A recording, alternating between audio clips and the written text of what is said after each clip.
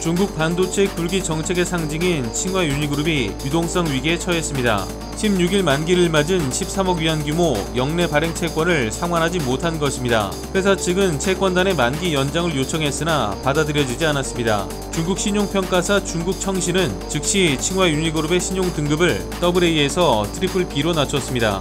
중국 청신은 유동성 압박이 커지고 있어 칭화 유니그룹이 발행한 다른 채권들도 디폴트 가능성이 크다고 평가했습니다.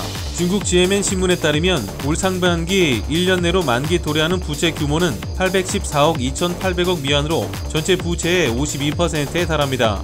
향후에도 회사채 만기 요청이 잇따라 무산된다면 칭화 유니는 당장 감당할 수 없는 거액의 금액을 토해낼 상황입니다. 9월 말 기준 칭화 유니그룹의 부채 잔액은 528억 위안, 현금 보유액은 40억 위안입니다. 그리고 발행한 채권 중 60% 이상이 단기 채권입니다. 칭화 유니그룹은 중국 최고 이공계 대학인 칭화대학이 설립했으며 미중 기술 패권 다툼 속에 중국 정부가 추진하는 반도체 굴기의 대표 회사입니다. 칭화대가 설립한 칭화홀딩스가 지분 51%를 갖고 있으며 나머지 지분 49%는 자오웨이거 칭화 유니그룹 회장이 지배하는 회사가 갖고 있습니다. 칭화 유니는 중국 정부의 대대적인 지원에도 불구하고 적자의 늪을 빠져나오는 데 실패했습니다. 대규모 자금을 동원했지만 오랜 기술과 노하우가 쌓여야만 돌파가 가능한 반도체 시장에서 단기적인 투자로는 성과를 내기 어려운 점을 증명한 셈입니다. 일각에서는 반도체 자립을 말하는 중국의 반도체 실력의 현 주소가 어딘지 살펴볼 수 있다는 평가도 나옵니다. 칭화 유니그룹은 오는 2025년까지 부품과 중간재의 70%를 자체 생산 공급한다는 중국 제조 2025 전략의 중심에 서 있습니다. 중국 제조 2025 전략 2단계인 2035년까진 선진국을 초월해 제조업의 경쟁력 수준을 끌어올린다는 목표입니다. 필요한 자금은 정부 보조금을 통해 마련되고 있습니다.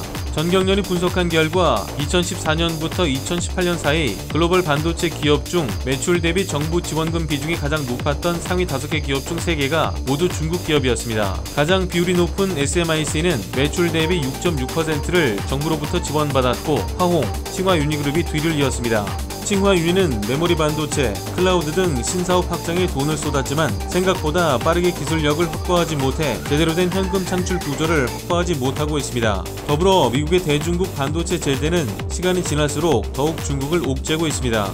화웨이 제재로 시스템 반도체 육성에서 차질을 빚고 있는 중국이 칭화 유니그룹을 통한 우회 육성에 나섰지만 투자와 생산이 지연되면서 급기야 유동성 문제가 발생하고 말았습니다. 중국은 한국 반도체 기업들을 빨리 따라잡기 위해 투자를 대폭 늘리려 하지만 생산에 필요한 미국산 제조 설비 확보가 어려워 이미 계획된 투자가 계속 늦어지고 있습니다. 현재 칭화 유니그룹은 2022년 첫 양산을 목표로 충칭에 D램 공장을 건설 중입니다. 당초 2019년 8월 충칭시 정부와 공장 건설에 합의하고 연말 착공할 계획이었지만 미국의 반도체 제재와 함께 코로나19까지 겹치면서 계획보다 1년 뒤로 미뤄진 것입니다. 그러나 이제는 이마저도 힘들어 보입니다.